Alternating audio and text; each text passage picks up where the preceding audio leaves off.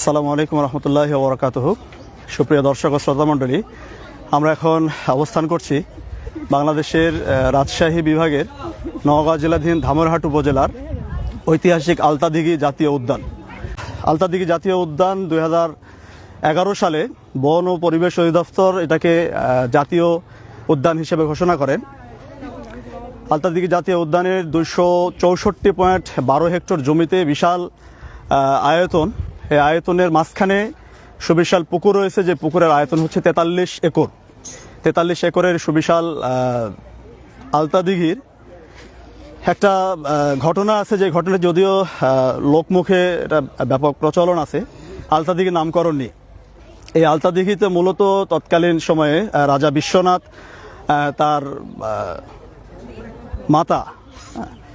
তার মাতার ইচ্ছায় মূলত এই আলতাদিঘিটা খনন করেন।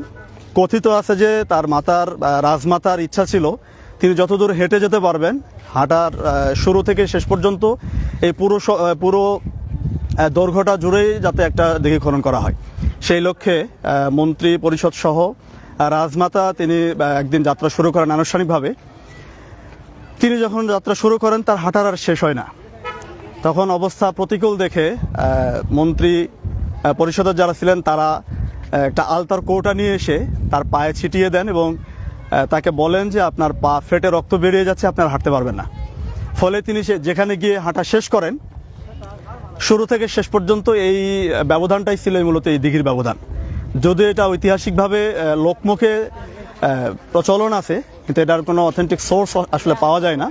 যদিও এইটা ব্যাপকভাবে প্রচলন আছে এই ঘটনাটি, সেখান থেকে মূলত এই আলতাদিঘির নামকরণটা হয়। আমরা যেখানে দাঁড়িয়ে আছি এইটা প্রায় 6 তলা, মনে হয় না 6 তলা একটা টাওয়ার, যে টাওয়ারের উঁচুতে আমরা এখন দাঁড়িয়ে আছি। পিছনে একটা সুন্দর বন দেখা যাচ্ছে।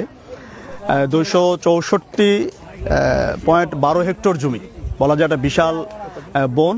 তা আমরা একটু ঘুরিয়ে ঘুরিয়ে দেখাতে চাই যতটুকু সম্ভব। এখান থেকে এই পাশ থেকে আমরা শুরু করি।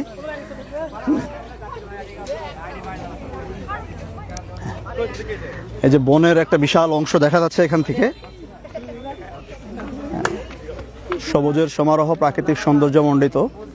এখানে জীববৈচিত্র্য বলতে এখানে মূলত বিভিন্ন ধরনের বানর আছে, বিভিন্ন প্রজাতির সাপ আছে এবং পোকামাকড় সহ বিভিন্ন ধরনের জীববৈচিত্র্য এখানে রয়েছে।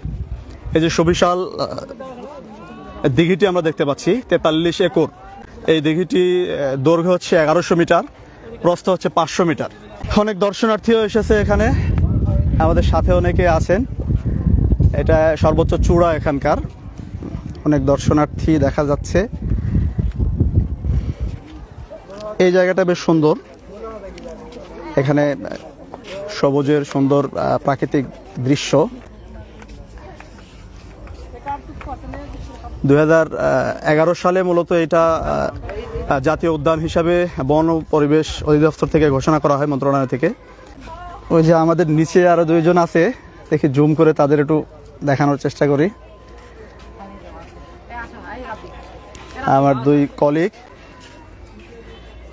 আমি 6 তলা সমপরিমাণ বলা যায় উঁচু টাওয়ারের উপরে। এখান থেকে এই বনটা দেখা যাচ্ছে খুবই সুন্দর, খুবই সুন্দর প্রাকৃতিক দৃশ্য সম্বলিত এই বনটি। এই পাশটা একটু দেখাই, আমরা যদি একটু জুম করি।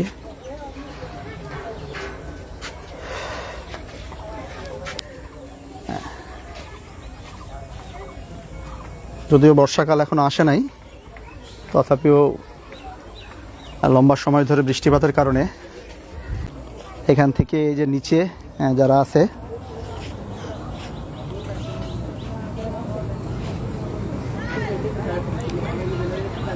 জায়গাটা বেশ সুন্দর।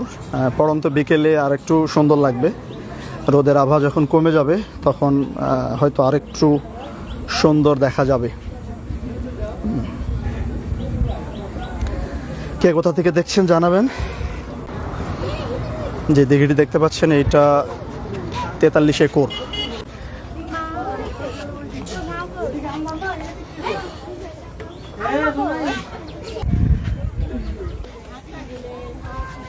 এই বনাঞ্চলটা খুব সুন্দর, সবুজের প্রাকৃতিক সমারোহ।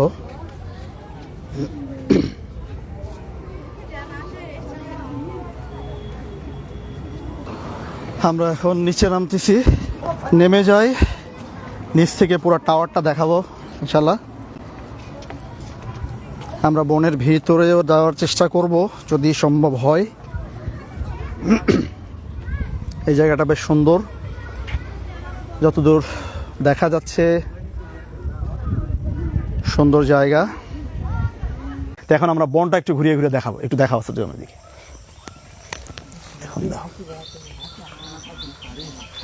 এই যে বন, কি সুন্দর ফুল দেখা যাচ্ছে, জানি না এই ফুলের নাম কি, তোমরা জানো এটার নাম কি? কি এটা? টগর ফুল। বেশ সুন্দর, বনের মাঝে মাঝে ওই যে ওখানেও দেখা যাচ্ছে বেশ কয়েকটা গাছ, বিভিন্ন জায়গায় আছে। একটু সালাম দাও। আসসালামু আলাইকুম।